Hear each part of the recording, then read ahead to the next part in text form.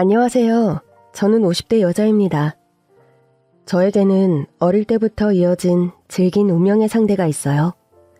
그건 바로 저희 시어머니예요. 제가 어떻게 시어머니와 끊으려야 끊을 수 없는 질긴 인연의 끈으로 이어지게 된 건지 지금부터 시어머니와 저의 인생 이야기를 들려드릴게요. 저는 어려서부터 100평이 넘는 2층 양옥집에서 살았어요. 넓은 정원이 있는 근사한 집이었죠. 못 모르는 친구들은 부잣집 대문으로 들어가는 절 보면서 많이 부러워했지만 사실 전 부자도 아니었고 그 집은 우리 집도 아니었어요. 그 집에서 가정부로 일하는 엄마와 함께 주인집 문간방에 들어와 사는 거였거든요. 아빠 돌아가시고 오갈 곳 없는 어린 저와 엄마를 사장님과 사모님이 받아주셨다고 해요. 참 고마운 분들이죠. 어린 시절을 떠올려보면 사장님도 좋은 분이었지만 사모님은 정말 천사 같은 분이셨어요. 주인집에는 저와 동갑내기 아들이 하나 있었는데 사모님은 가정부 딸인 저와 금쪽 같은 당신 아들을 차별 없이 똑같이 대해주셨거든요.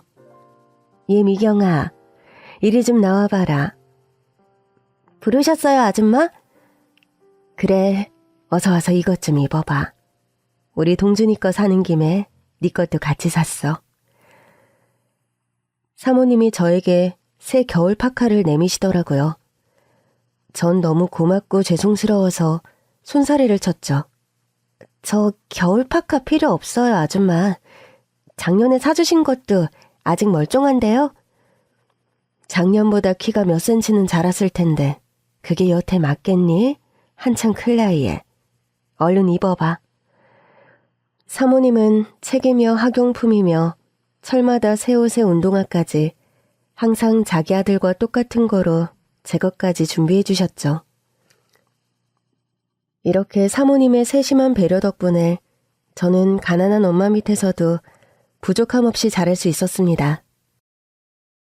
늘 사모님 댁 집안일을 하느라 바빴던 엄마 대신에 저를 엄마처럼 돌봐주신 분도 사모님이셨어요. 전 항상 주인집 아들인 동준이와 함께 숙제도 하고 간식도 같이 먹으며 사모님의 보살핌을 받았죠.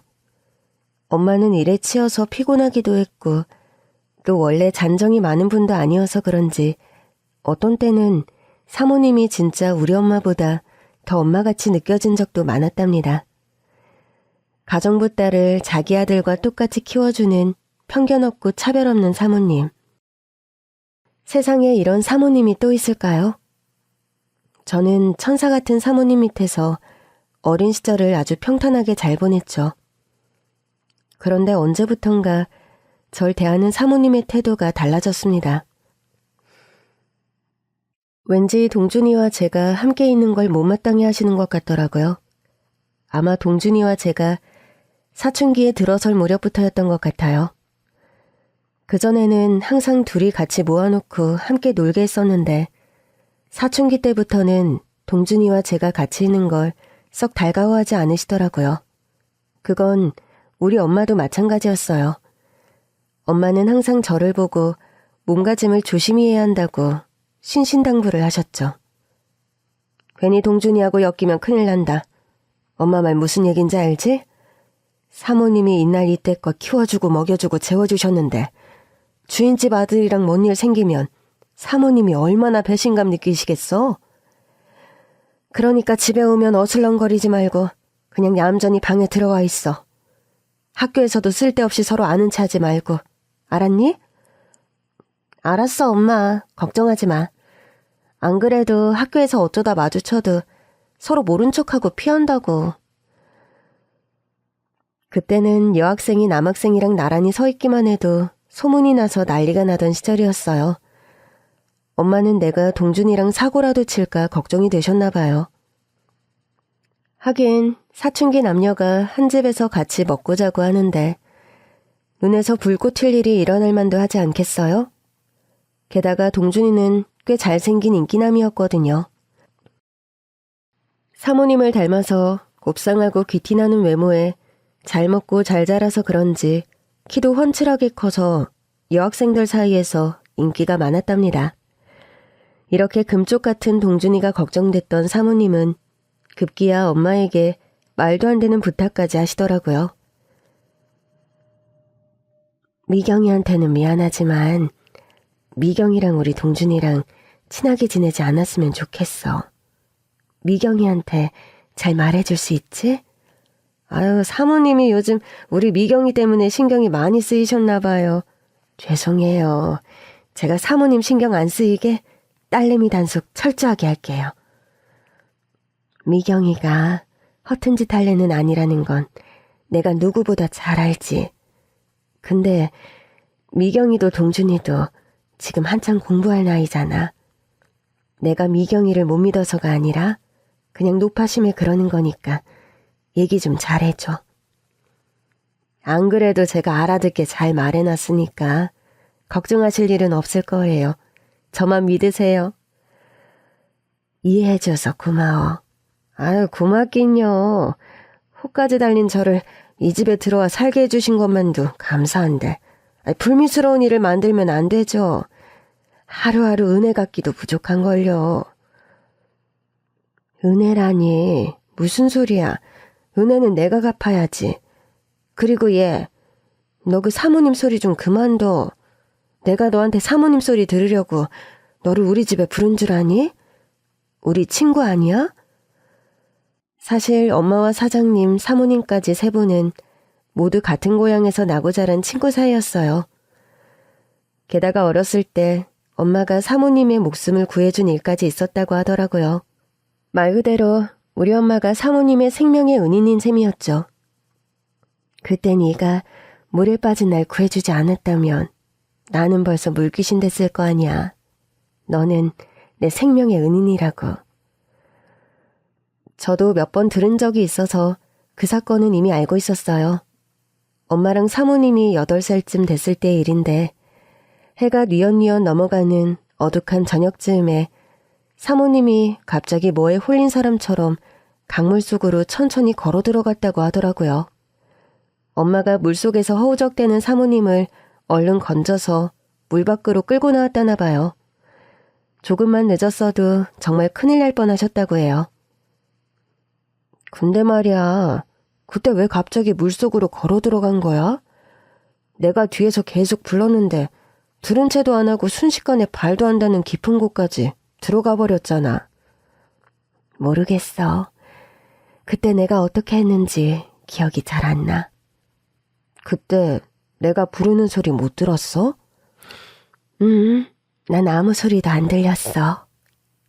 지금 생각해봐도 참 이상해. 내가 그때 엄청 큰 소리로 불렀거든. 그때 시어머니가 놀라운 이야기를 꺼내시는 겁니다. 사실 나 그날 봐서는 안 될 걸 봤어. 뭘 봤는데? 어떤 여자가 강 한가운데서 자꾸 손짓을 하더라고. 꼭 나를 부르는 것처럼. 넌 못 봤니? 그 여자. 에이, 강 한가운데 무슨 여자가 있어. 그때 너랑 나 말고는 거기 아무도 없었는데 네가 헛것을 본 거겠지. 아니면 귀신한테 홀렸던지. 암튼 그날 물에 빠졌다가 살아난 이후로 내가 좀 이상해졌어. 가끔 뭐가 보이기도 하고 꿈에 나오기도 하고. 얘가 또 왜 이래? 사람 무섭게. 엄마와 사모님의 얘기를 몰래 듣고 있던 저는 소름이 쫙 끼쳤습니다. 사실 전 사모님이 보통 사람들과는 좀 다른 뭔가 특별한 능력을 갖고 있다는 걸 어렴풋이 느끼고 있었거든요. 근데 어릴 때 물속에서 웬 여자를 봤다고 하니까 왠지 사모님 말씀에 믿음이 확 가면서도 괜히 무섭더라고요. 어릴 때부터 사모님은 가끔 섬뜩한 얘기하실 때가 있었는데요. 주로 뭔가 남들이 보지 못하는 것을 봤다거나 기이한 꿈을 꾸었다거나 하는 얘기들이었어요. 그리고 사모님 이야기를 무시하거나 어기면 꼭 안 좋은 일이 일어나는 겁니다. 학교 앞 놀이터에 가지 말라고 했는데 갔다가 그네에서 떨어져 다리가 부러진 일도 있었고, 큰 길에서 어떤 사람이 자꾸 손짓한다고 조심하라고 한 다음 날 그곳에서 큰 교통사고를 목격하기도 했습니다.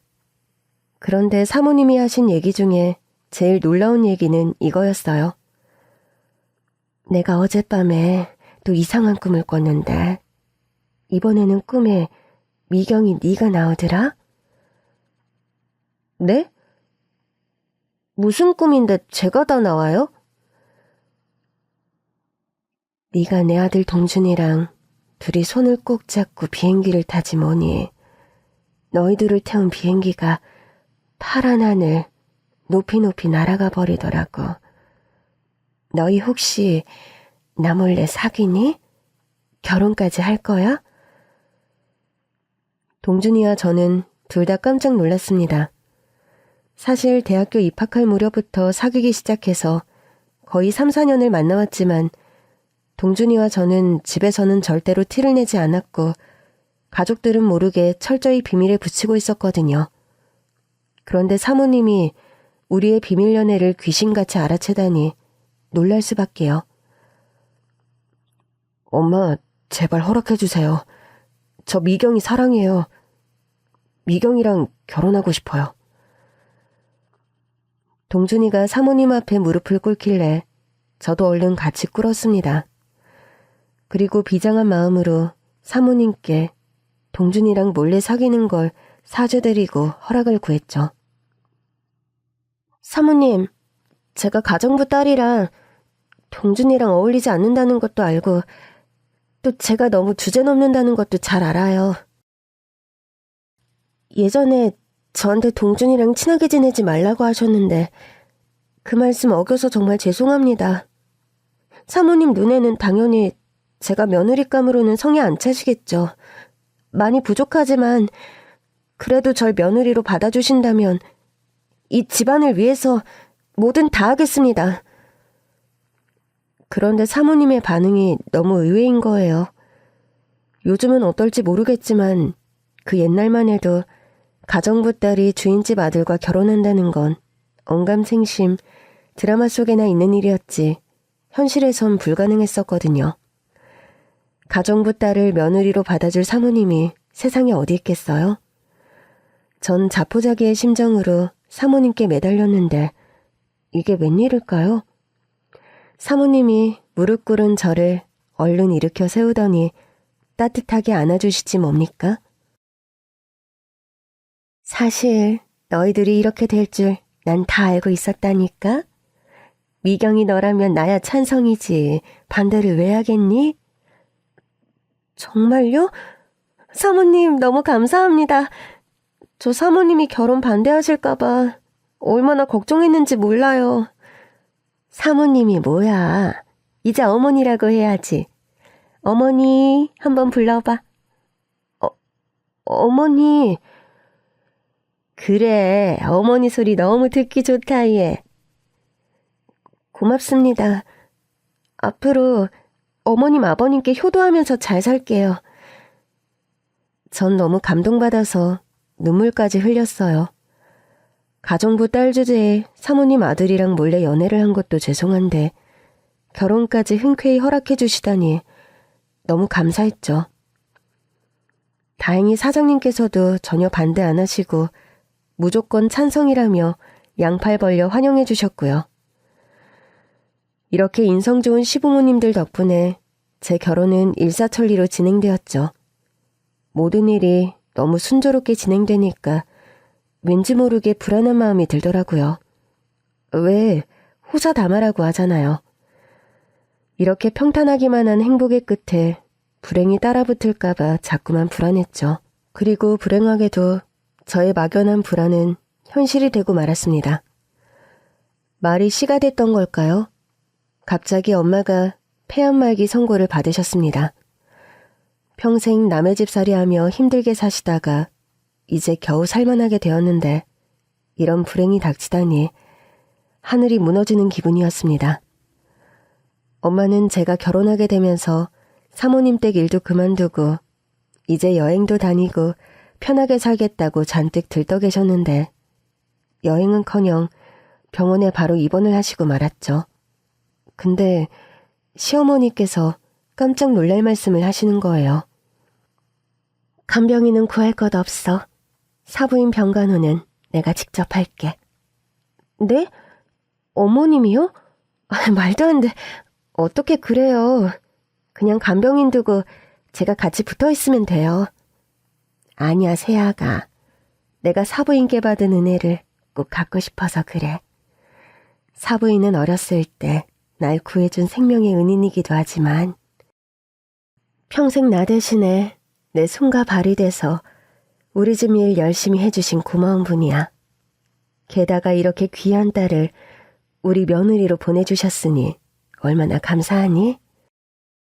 사부인이 이렇게 힘든데 내가 친구로서 가만히 있을 수는 없잖아? 아무 걱정 말고 엄마는 나한테 맡겨라. 어머니, 말씀만 들어도 너무 감사해요. 엄마 때문에 많이 속상하고 힘든 거야 당연하겠지만 네가 기운을 내야 해. 네가 힘내야 사부인도 힘을 내지. 시어머니는 이렇게 힘들어하는 절 위로해 주시고 엄마 병간호에도 온 정성을 다 쏟으셨어요. 한 번이라도 환자 병간호를 해보신 분들이라면 다 아실 거예요. 아픈 사람을 돌보는 일이 얼마나 힘들고 고된 일인지 말이에요. 그런데 손에 물 한 번 안 묻히고 곱게 살아오신 우리 시어머니가 어찌나 지극정성으로 엄마를 돌보시는지 병원 사람들 모두 세상에 저런 사돈이 어딨냐며 놀랄 정도였어요. 딸인 저를 제쳐두고 어머님이 직접 대소변까지 다 받아낼 정도였으니 말 다 했죠. 그러나 시어머니의 지극정성과 저의 간절한 기도에도 엄마의 병세는 나아지지 않았고 엄마는 결국 세상을 떠나시고 말았습니다. 근데 문제는 엄마의 죽음이 불행의 끝이 아니라 시작이었다는 거죠. 그날 이후로 불행은 꼬리에 꼬리를 물고 찾아왔습니다. 건강하시던 시아버지가 심근경색으로 하루아침에 갑자기 돌아가신 것입니다. 시아버지를 대신해서 남편이 회사 경영에 뛰어들었지만 상황은 점점 나빠지기만 했습니다. 시아버지가 30년 넘게 키워오신 전자기기 회사가 남편이 대표 자리에 오른 지 3년 만에 부도 처리가 되고 만 것입니다. 이렇게 큰 불행이 연달아 일어났는데도 저의 불행은 끝을 모르고 계속되었습니다. 믿기 어려우시겠지만 이번에는 남편이 저 세상으로 떠났습니다. 사업 실패로 괴로워하며 술로 세월을 보내다가 어느 날 저녁 잠자리에 든 후 다시 깨어나지 못하고 불귀의 객이 되고 만 것이죠. 저는 남편에게 작별의 말 한마디 못 건네보고 남편과 사별하고 말았죠. 여기까지가 제가 결혼하고 10년 동안 일어난 일들입니다. 그때 제 나이가 겨우 35이었어요. 그 사이 유산의 아픔도 2번이나 겪었죠. 이제 제 주위에는 일가 친척도 친구도 아무도 없었어요. 이 세상 천지에 시어머니와 저 오직 둘만이 남겨진 겁니다. 저와 시어머니가 얼마나 질긴 인연인지 이제 이해하시겠죠? 전 절망 속에서 용기를 냈어요. 목숨이 붙어있는 한은 시어머니와 함께 하루하루를 살아야 했으니까요. 어머니, 언제까지 슬퍼만 하고 앉아있을 순 없어요. 산 사람은 살아야죠. 저 이제 그만 슬퍼하고 정신 바짝 차릴 거예요. 우리 둘이 서로 의지하면서 잘 살아봐요. 네? 난 살고 싶은 생각도 없다. 남편 자식 다 앞세우고 전 재산 다 날렸는데 이제 내가 무슨 희망으로 살겠니? 어머니, 제가 있잖아요. 어머니가 이러시면 그이랑 아버님이 정말 슬퍼하실 거예요. 그러니까 제발 우리 힘내서 열심히 살아봐요. 나중에 하늘에서 먼저 간 가족들 만났을 때 부끄럽지 말아야죠. 저는 어린 시절부터 살아온 정든 2층 양옥집을 팔고 겨우 반지하 월세방으로 이사를 갔습니다. 남편이 남긴 빚을 갚으려면 어쩔 도리가 없었죠. 그런데 이사 들어가는 첫날부터 문제가 있었습니다. 시어머니가 이 집에 안 들어가겠다고 버티시는 겁니다. 예, 난 여기서 못 살아. 난 안 들어갈란다. 어머니 왜 그러세요? 어린애처럼 투정 부리시면 어떡해요? 넌 이 집이 무섭지도 않니? 네? 무섭다고요? 그래, 빛도 잘 안 들고 침침한 게 난 여기가 너무 무섭다. 저건 또 뭐야? 곰팡이 아니냐? 아유, 무서워. 나 이 집에서 정말 못 살겠어. 어머니, 진짜 무서운 게 뭔지 아세요? 그건 방 한 칸이 없어서 이 추운 겨울날 밖에서 떠도는 거예요. 이런 집이라도 있는 걸 다행으로 아셔야죠. 제가 구한 반지 앞방은 햇빛이 잘 들지 않아 침침하고 퀴퀴한 냄새가 나는 곳이었어요. 대골 같은 큰 집에서 사모님 소리 들으며 살던 시어머니에게는 충격 그 자체였겠죠. 하루아침에 천국에서 지옥으로 떨어진 시어머니의 기분은 이해가 갔지만 그렇다고 불평만 하고 있을 수만은 없었습니다. 필사적으로 어머니를 달랬어요. 어머니, 여기 그렇게 나쁘지만은 않아요. 청소 싹 하면 냄새도 안 날 거고 곰팡이도 싹 없어질 거예요. 여기 창가에는 화분도 놓을 거예요. 괜찮겠죠? 아휴, 부자는 망해도 3년은 간다던데 어째서 우리는 숟가락 하나 남은 거 없이 쫄딱 망해버렸는지. 내 신세가 너무 처량하다. 어머니, 그만 우세요. 우리는 이 집에서 반드시 잘 될 거예요. 크게 성공해서 여기를 나가는 거예요. 그러려면 어머니가 마음에 안 드는 게 있어도 조금만 참아주셔야 해요. 아셨죠? 그렇게 반지 앞방으로 이사한 다음 날부터 저는 아르바이트를 시작했어요. 신세 한탄이나 하면서 넋놓고 있다가는 시어머니랑 둘이 굶어 죽을 판이었거든요. 10년간 남편 그늘 밑에서 전업주부로 살아온 터라 제가 할 수 있는 일은 많지 않았어요. 그래도 다행히 식당 일을 할 수 있게 되었습니다. 저는 오전에는 회사 구내식당에서 일하고 오후에는 갈빗집에서 설거지를 하며 입에 풀칠이라도 할 수 있게 되었습니다. 다행히 시어머니도 제가 아르바이트를 2탕이나 뛰며 고생하는 걸 보고 많이 안쓰러우셨는지 더 이상 불평이나 신세한탄을 하지 않으셨습니다. 주방일 하느라 갈라지고 터진 제 손을 꼭 잡고 안타까워하셨죠. 아휴, 젊은 애 손이 이게 뭐야. 우리 며느리 이렇게 고생만 해서 어떡하니? 괜히 우리 집으로 시집와서 안 해도 될 고생을 하고 있는 거 보니 내 마음이 찢어진다. 지금이라도 안 늦었어. 나랑 연 끊고 너 살 길 찾아서 나가라. 아직 40살도 안 된 젊디 젊은 것이 이렇게 고생만 해서야 쓰겠니? 늙은이는 혼자서 어떻게든 살면 되니까 얼른 너 팔자 고칠 생각해. 어머니, 연 끊고 나가라니요. 무슨 말씀을 그렇게 섭섭하게 하세요. 저 어릴 때부터 어머님이 우리 엄마보다 더 엄마 같다고 느꼈거든요. 엄마 일하느라 바빠서 어머님이 절 더 많이 챙겨주셨잖아요. 제가 그때 얼마나 어머니께 감사했는데요. 가족이라고는 우리 둘만 남았는데 제가 가기는 어딜 가겠어요? 이제 저 어머님을 시어머니라고 생각 안 해요. 진짜 엄마라고 생각해요. 그러니까 어머니도 저를 진짜 딸이라고 생각해 주세요. 앞으로 무슨 일이 벌어지든 우리 같이 헤쳐나가요. 저 내쫓을 생각 마시고요. 미경아, 너무 고맙다. 이제 네 말대로 널 며느리가 아니라 내 딸이라고 생각할게. 사실 그때 저에게는 큰 걱정거리가 하나 있었어요. 바로 시어머니의 건강 문제였어요. 갑자기 바뀐 환경 탓인지 몰라도 시어머니의 안색이 나날이 안 좋아지시는 게 보이더라고요. 밤에 잠도 잘 못 주무시는 것 같고 면역력이 떨어져서 그런 건지 매일 두통에 시달리셨죠. 전 시어머니가 어디 큰 병에 걸리신 건 아닌지 너무 걱정이 되었습니다. 엄마, 시아버지의 남편까지 식구들을 전부 병으로 떠나보낸 기억이 뇌리를 스쳤어요. 다시는 가족들과 사별하는 아픔을 겪고 싶지 않았어요.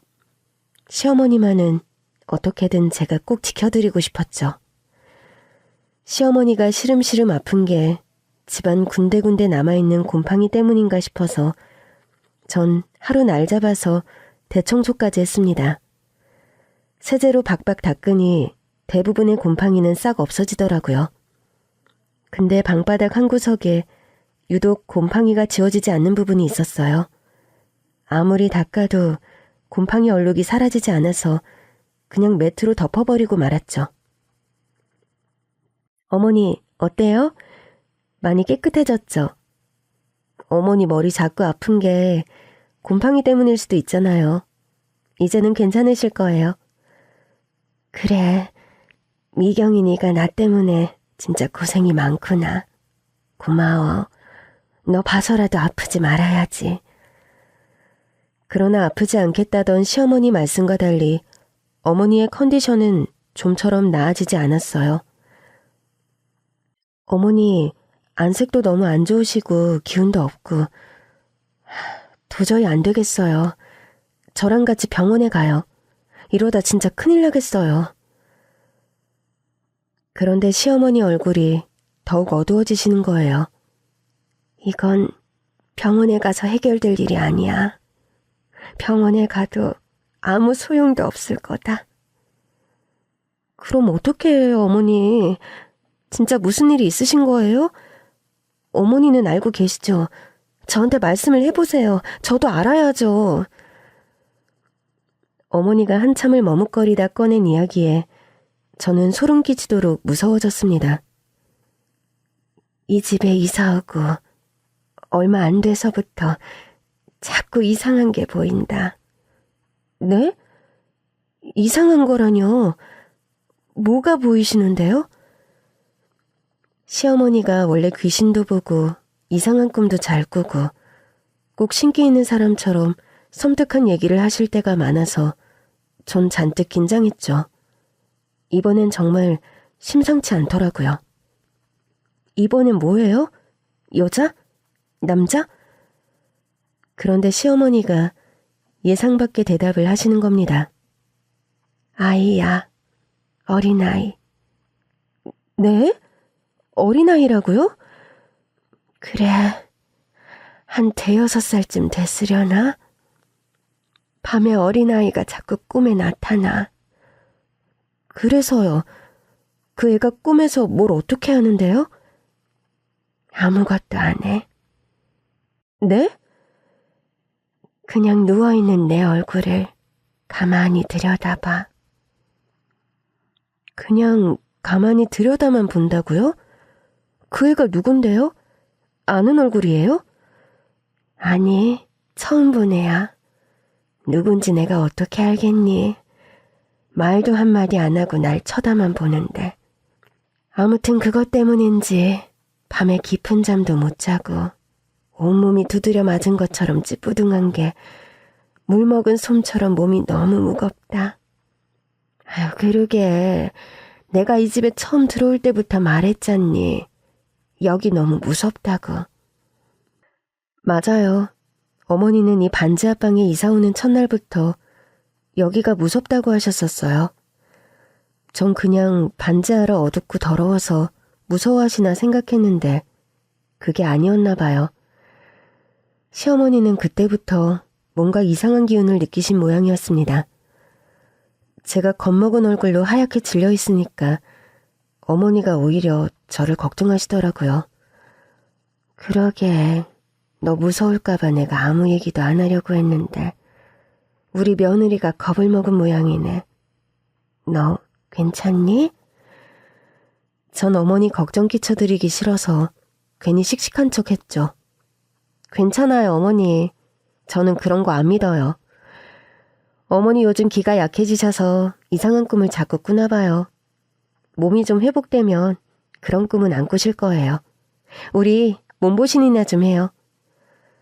큰 소리 뻥뻥 쳤지만 저 사실은 너무 무서웠습니다.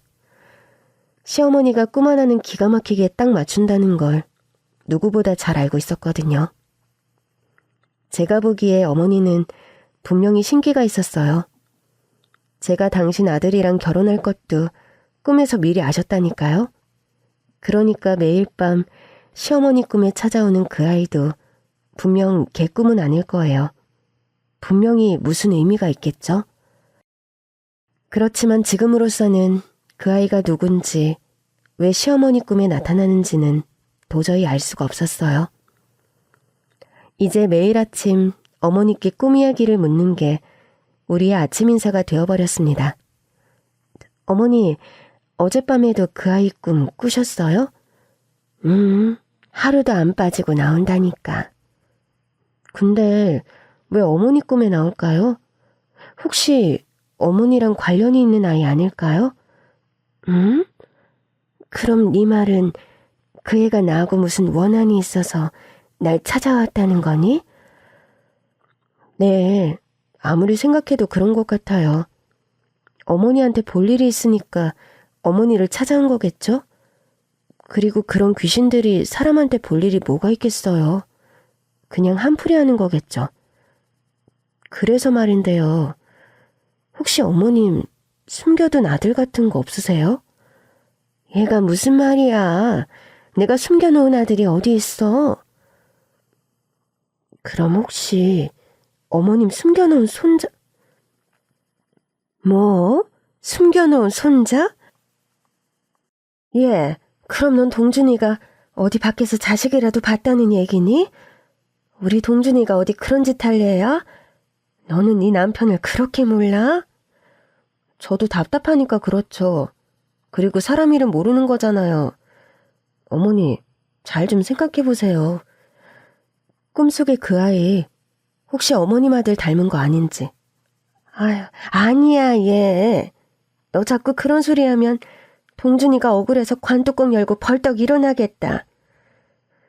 남편이 다른 여자랑 자식을 봤다니 제가 생각해도 터무니없는 얘기긴 했어요. 어릴 때부터 저밖에 모르던 착한 남편에게 미안한 마음이 들더라고요. 근데 꿈속의 그 아이는 그럼 대체 누구란 말인가요? 어머니, 그럼 한 가지만 더 여쭤볼게요. 왜? 또 무슨 엉뚱한 소리를 하려고? 어머니, 혹시 어머니 쪽 조상 중에 무당 있으세요? 신내림 받은 분이나. 그건 또 왜 물어? 제가 예전부터 좀 궁금했거든요. 어머니는 꿈도 잘 맞추시고 또 이상한 귀신 같은 것도 잘 보시니까 혹시 신기가 있는 게 아닌가 해서요. 혹시 그 아이 어머니한테 붙으려고 하는 아기 동자 귀신 같은 거 아닐까요? 글쎄, 우리 할머니의 외할머니가 무당이었다는 말을 들은 적은 있는데. 네? 진짜요? 저는 그 길로 시어머니와 함께 용하다는 무당집을 찾아갔습니다. 보살님, 저희 어머니가 신기가 있으신 것 같은데 한 번만 봐주세요. 어떻게 저희 시어머니가 보살님 같은 무당팔자인가요? 제 질문이 끝나기 무섭게 무당이 시어머니를 노려보더니 버럭대는 겁니다. 무당은 아무나 하는 줄 알아? 그런 거 아니니까 정신 차려. 아니 근데 평소에 꿈도 잘 맞추시고 또 귀신도 막 보인다고 하시고 저희 시어머니 확실히 보통 사람들이랑은 좀 다르거든요. 어디 보자. 무당은 뭔가 중얼거리면서 시어머니를 이리저리 뜯어보더니 이내 고개를 절레절레 젓는 겁니다. 이 사람 문제가 뭔지 알아냈어.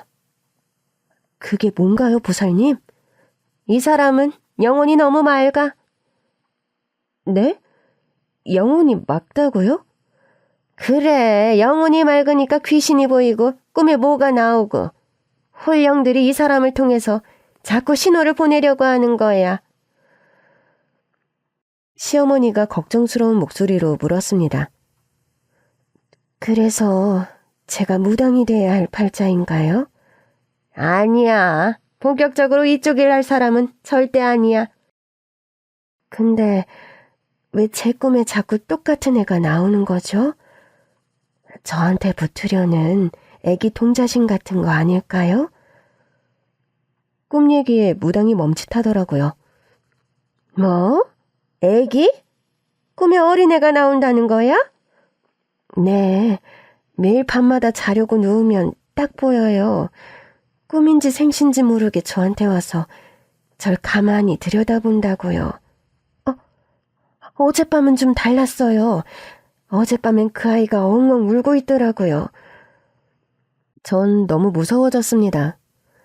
꿈속에 그 아이가 울기 시작했다니 진짜로 무슨 안 좋은 일이 일어나는 거 아닌가 불안했어요. 무당도 심각한 표정으로 눈을 감더니 시어머니 주변으로 방울을 흔들어댔습니다. 그리고 천천히 눈을 뜨고 놀라운 이야기를 시작했어요. 지금 현재 너희 시어머니한테 들러붙은 귀신은 없어. 그게 무슨 소리냐? 꿈에 나오는 애기가 사람한테 붙어서 따라다니는 귀신은 아니란 얘기지. 그렇다면 그 집에 애귀신이 붙었다는 건데 지금 어디 살아? 네? 저희 땡땡동 반지하에 살아요. 무당은 그 길로 저희와 함께 저희가 살고 있는 반지하방까지 따라왔습니다.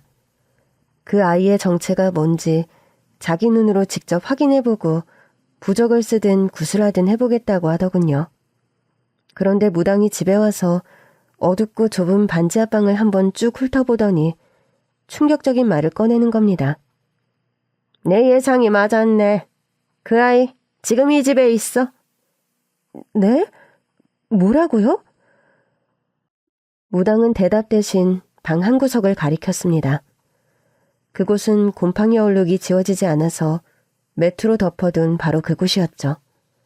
저기에 아이의 원혼이 있어. 자기가 여기 있다는 걸 알려주고 싶었던 모양이네. 그래서 이 집 시어머니 꿈에 자꾸 나타난 거야. 말도 안 돼. 어떻게 그런 일이... 무당의 말에 시어머니와 전 깜짝 놀랐습니다. 무당이 가리킨 그 자리는 시어머니가 주무시는 자리이기도 했거든요. 제 머릿속에 섬뜩한 생각이 퍼뜩 스쳤습니다. 저는 미친 사람처럼 밖으로 뛰쳐나갔다가 인근 공사장에서 삽 하나를 손에 잡히는 대로 들고 돌아왔습니다. 어머, 얘 그걸로 뭘 하려고... 어머니, 위험해요. 한쪽으로 피해 계세요. 저는 곰팡이를 가리려고 깔아둔 매트를 걷어내고 그 밑에 깔린 장판까지 싹 다 걷어냈습니다. 그러자 진흙을 바른 돌바닥이 나오더군요. 낡고 오래된 옛날 집이라 그런지 시멘트도 아니고 진흙으로 대충 덮어놓았더라고요. 저는 삽으로 있는 힘껏 바닥을 파기 시작했습니다. 시어머니가 누워 주무시던 바로 그 자리였죠. 그런데 몇 번 삽질을 하다 보니까 뭔가 보이기 시작하는 겁니다. 흙바닥 안에서 푸른 옷자락 같은 것이 보였어요. 시어머니가 놀라서 뒤로 벌렁 나자빠지셨습니다. 아이고, 저게 뭐냐? 그것은 어린아이의 바지자락이었습니다.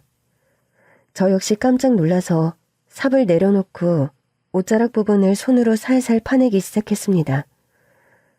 정말 그곳에 아이가 있었던 겁니다. 그것도 시어머니가 주무시던 방바닥 바로 밑에요. 이러니 시어머니 꿈자리가 그렇게 뒤숭숭할 수밖에요. 저도 저지만 시어머니는 저보다 훨씬 더 큰 충격을 받으신 모양이었습니다. 아휴, 내가 그동안 뭘 깔고 자고 있었던 거냐. 이래서 애가 맨날 내 꿈에 나와서 울었던 거구나. 온몸에 소름이 돋고 무서워서 숨도 못 쉬겠다. 전 얼른 어머니를 안고 진정시켜드렸어요. 어머니, 진정하세요.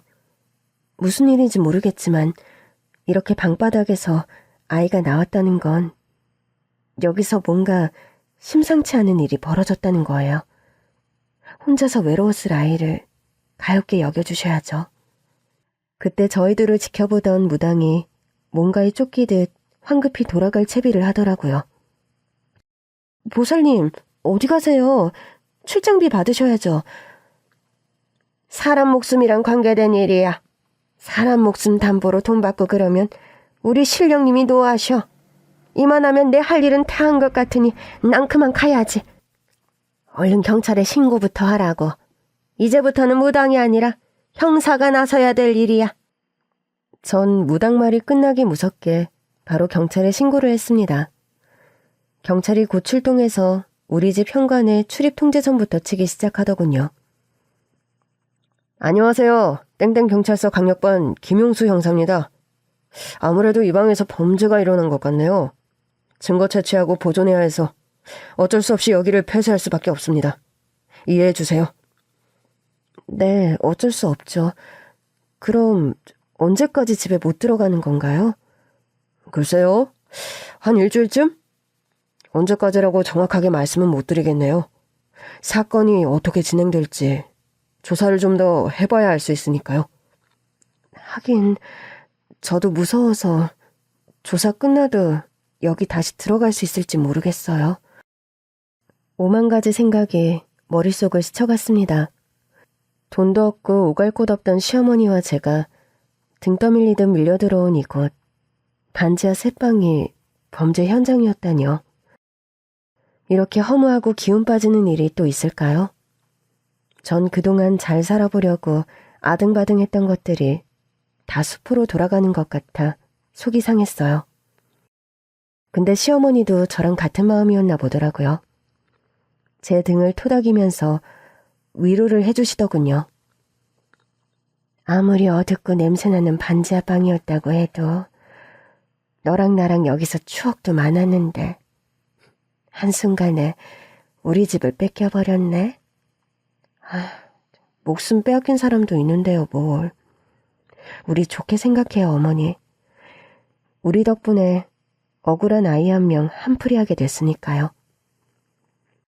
어머니와 저는 당장 갈 곳이 없어서 필요한 것만 대강 챙겨나와 경찰서에서 임시로 제공해준 숙소에서 머물렀습니다.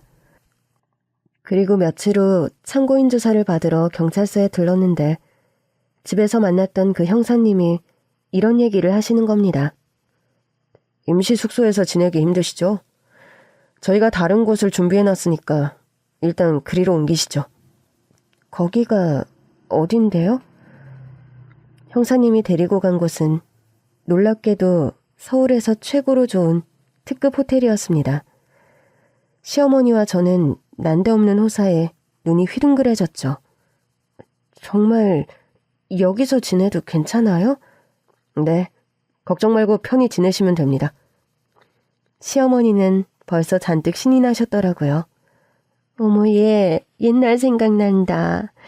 예전에 너희 시아버지 계실 때는 이 호텔 중식당에서 외식도 많이 했었어. 여길 다시 올 수 있을까 가끔 생각했었는데 이렇게 다시 오게 되네. 너무 좋다. 그러게요. 침대는 푹신하고 이불은 부드럽고 특급 호텔이 좋긴 좋네요. 그래도 저는 시어머니처럼 마냥 좋아할 수만은 없었어요. 경찰이 무슨 돈이 있다고 저희를 이런 호화로운 특급 호텔에다 방을 잡아줄 수 있겠어요? 뭔가 수상했어요. 전 형사님께 따져 물었죠. 이 방 누가 마련해 준 거예요? 형사님이 사비 털어서 해주셨을 리도 없고 그렇다고 경찰서에서 공금으로 했을 리도 없잖아요. 솔직하게 말씀해 주세요. 누구예요? 그게 그 방에서 나온 아이 신원이 확인돼서 부모한테 돌아갔어요. 세상에, 벌써요? 부모를 찾았다니 너무 잘 됐네요. 다행이다. 그 아이 부모님이 두 분께 감사하다고 일단 여기서 머무실 수 있도록 조치해 주신 겁니다. 저는 아이가 부모에게 돌아갔다는 기쁜 소식을 시어머니께 알렸어요. 어머니, 그 아이 부모님 찾아서 집으로 돌아갔대요. 근데 저처럼 엄청 기뻐하실 줄 알았던 시어머니의 반응이 어째 뜨뜻미지근하더라고요. 벌써 다 알고 있었던 사람처럼 말이죠. 그래? 부모가 나타나서 찾아갔다고? 역시 그럴 줄 알았다니까. 어떻게 아셨어요? 그 애가 알려줬지 뭐. 네? 아까 꿈에 잠깐 나왔어. 아주 활짝 웃고 있어서 한시름 났다니까. 집에 돌아갔구나 생각했지. 시어머니의 건강은 그날 이후로 눈에 띄게 좋아졌습니다. 밥도 잘 드시고 잠도 잘 주무시고 안색도 한결 밝아지셔서 한시름 놓았어요. 이제 더는 그 아이 꿈도 꾸지 않는다고 그러시더라고요. 근데 고민 하나가 해결되고 나니까 새로운 걱정거리가 또 생겼습니다. 언제까지 호텔에서 신세를 지고 있을 수만은 없었으니까요. 저희는 새로운 집을 구해야만 했죠. 그때 누가 저희를 찾아왔다는 연락이 왔어요. 시어머니와 함께 내려가 보니 중년의 부부로 보이는 남자와 여자분이 계시더라고요. 박미경 씨 되시죠? 전 김상만이라고 합니다. 이쪽은 제 집사람이고요. 저희가 박미경 씨 댁에서 발견된 아이의 부모 되는 사람입니다. 점잖아 보이는 인상에 나이는 50대 중반 정도 되었을까요? 두 분 다 고급스러운 옷을 걸치고 있었고 고생이라고는 모르고 살아온 것처럼 손도 곱고 피부도 고와 보였지만 표정에는 슬픔이 가득하더라고요. 그렇게 찾아 헤매던 아이를 찾았다고 하니 너무 기쁘면서도 막상 아이 모습을 보니까 가슴이 미어지더군요. 상심이 크시겠어요. 뭐라고 위로의 말씀을 드려야 할지 모르겠네요. 아닙니다. 오늘은 저희가 두 분께 감사하다고 인사드리러 온 겁니다. 두 분 덕분에 우리 아이를 찾을 수 있었어요. 그러자 아내분이 시어머니 손을 붙잡고 눈물을 흘리시더라고요. 우리 아이 찾아주셔서 정말 감사합니다. 전국을 돌면서 찾아 헤맨 세월만 20년입니다.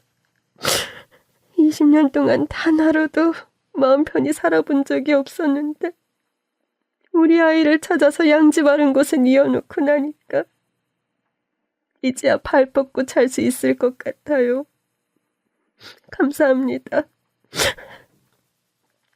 저희야 뭐 당연히 해야 할 일을 했을 뿐인걸요. 아휴, 20년을 그러고 사셨으니 얼마나 힘들었을꼬. 저도 자식 앞세운 사람이라 그 심정 조금은 이해가 갑니다.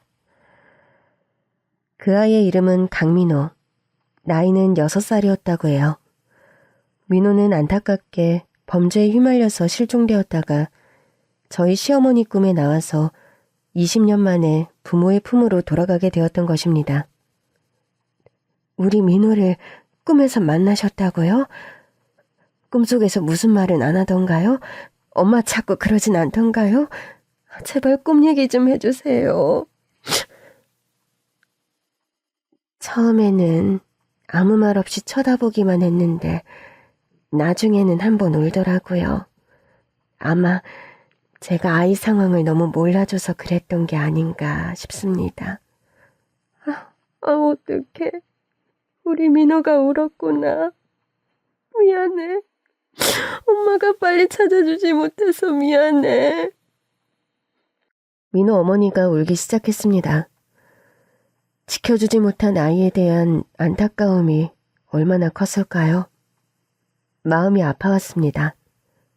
얼마나 힘드셨어요. 저는 아이는 없지만 유산을 했던 경험이 있어서 민호 어머니 심정을 조금은 알 수 있을 것 같아요. 물론 20년 동안 아이 생사도 모르고 찾아 헤맨 것에 비할 바는 아니지만요. 그래도 이제 민호 찾았으니 그만 슬퍼하세요. 엄마가 이렇게 계속 울면 아이 마음도 편치는 않을 거예요.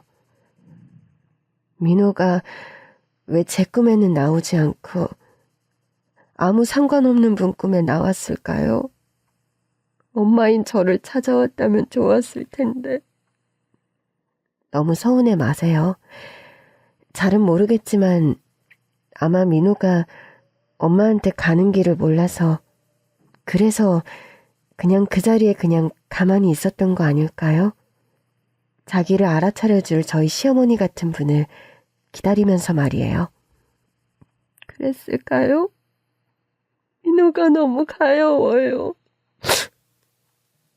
민호 엄마, 그래도 너무 마음 아파하지 말아요. 민호 웃으면서 갔어? 정말요? 우리 민호가 웃었어요? 그래요. 며칠 전 꿈에 민호가 나와서 아주 예쁘게 꽃처럼 활짝 웃더라니까. 이제 아무 걱정하지 말아요. 민호는 하늘에서 잘 지내고 있을 거니까. 민호 어머니가 무너지듯 주저앉으면서 참았던 울음을 쏟아냈습니다. 민호야, 살아서 만나고 싶었는데 엄마가 미안해, 우리 아기. 한참을 울고 나서 민호 어머니가 진정이 되고 나자 민호 아버지가 갑자기 뜻밖의 말씀을 꺼내시더라고요. 지금 집으로는 다시 돌아가는 건 불가능하지 않나요? 네? 아무래도 그것은 범죄 현장이고 증거 찾는다고 집 전체를 이잡듯이 뒤져놔서 사람 살기는 어려울 겁니다. 이사를 하셔야 할 거예요. 맞아요. 그리고 저희 입장에서는 민호가 자식이니까 무섭거나 꺼림칙하다거나 그런 느낌은 전혀 없지만 두 분은 생판남인데 두려운 마음이 드는 게 당연할 거예요. 네, 맞아요. 이사를 하긴 해야겠죠. 근데 민호 아버지가 뜻밖의 제안을 하셨습니다. 저희가 두 분 이사를 좀 도와드리면 어떻겠습니까? 네? 이사를 돕다니 어떻게요? 그동안 열악한 반지하에서 살아오셨으니까 좀 더 나은 환경에서 살 수 있도록 도와드리고 싶습니다. 맞아요. 저희가 땡땡동에 사놓은 아파트가 한 채 있거든요. 두 분께 보답하는 의미로 꼭 드리고 싶어요. 저희는 이제 민호를 찾았으니 원도 한도 없고 필요한 것도 아무것도 없거든요. 맞습니다. 우리 민호 찾아주신 은혜를 꼭 갚고 싶습니다. 말씀은 감사하지만 저희가 한 게 뭐 있다고 아파트를 덥석 받을 수 있겠어요? 저희 그렇게 염치 없는 사람들 아니에요. 지금까지 고급 호텔에서 머물게 해주신 것도 감사한데 아파트를 받으라고요? 그건 안 되죠. 저는 손사래를 치며 거절했어요. 그런데 민호 어머니가 너무 간곡하게 부탁을 하시더군요. 민호 어머니 얘기를 듣는데 제 가슴이 다 먹먹해지더라고요. 혹시 그거 아세요? 실종된 자식은 가슴에 묻을 수도 없다는 거요. 이 세상 떠난 자식은 가슴에 묻고 잊을 수 있지만 실종된 아이는 그럴 수가 없는 거예요. 추우면 어디서 떨고 있지는 않은지, 비가 오면 비를 맞고 있는 건 아닌지, 정말 아이 걱정이 하루하루가 지옥이었어요. 이제 두 분 덕분에 우리 민호 제 가슴 속에 묻었습니다. 아무 걱정도 바라는 것도 없이 마음이 아주 편해졌어요. 그러니까 제발 사양 마시고 저희 성의를 꼭 받아주세요.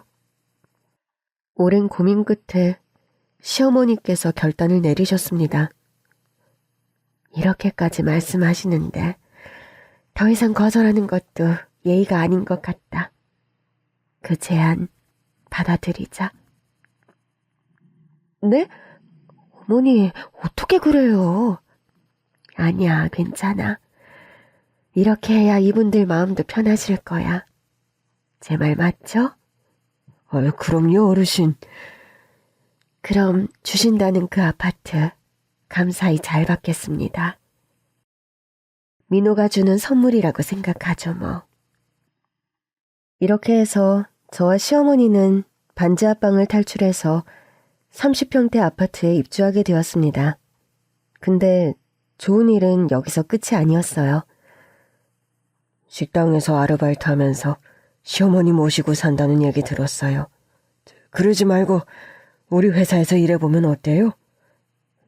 제가 경력이 없는데 할 수 있는 일이 있을까요? 단순 사무 업무니까 배우면 금방 잘할 수 있을 겁니다. 너무 감사합니다. 열심히 해보겠습니다. 이렇게 해서 저는 민호 아버지가 운영하는 회사에 취직까지 하게 되었습니다. 규모가 그리 크지 않은 중소기업이지만 탄탄하고 건실한 회사였어요. 제 인생이 절망으로 가득 찼던 그 시절, 더 갈 곳이 없어 쫓기듯 들어갔던 반지하 월세방에서 저와 시어머니는 정말 대박을 터뜨린 것입니다. 정말 한치 앞도 알 수 없는 우리 인생길에서 미리 좌절하고 미리 절망하는 건 절대 금지입니다. 내 앞에 어떤 행운이 기다리고 있는지는 아무도 모르는 일이니까요. 앞으로도 시어머니와 둘이서 씩씩하게 잘 살아나갈 겁니다. 지금까지 제 이야기 들어주셔서 감사합니다.